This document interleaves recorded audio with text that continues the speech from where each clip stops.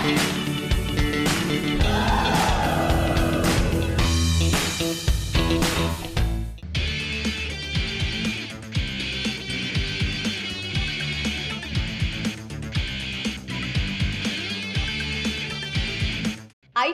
కోట్లు, 1000 కోట్లు, 1500 కోట్లు, 2000 కోట్లు.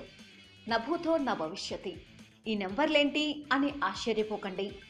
ఇది దంగల్ చైనా వసూళ్ల రికార్డుల పరంపర. ఒక్కో మైలురాయిని అధిగమిస్తూ అసాధారణ జైత్రయాత్ర సాగిస్తున్న దంగల్ లేటెస్ట్గా 2000 కోట్ల మైలురాయిని చైనాలో అందుకుంది. ఇంకా బాక్సాఫీస్ వద్ద వసూళ్ల హవా సాగిస్తూనే ఉంది. ఈ వసూళ్లు అసమానం, అసాధారణం, అద్భుతం. ఇండియా బాక్సాఫీస్తో పోలిస్తే 4 రెట్లు ఎక్కువ వసూళ్లను చైనా బాక్సాఫీస్ నుంచి రాబట్టింది. దంగల్ ఇండియా బాక్సాఫీస్ నుంచి సాధించిన నెట్ వసూళ్లు 387 కోట్లు.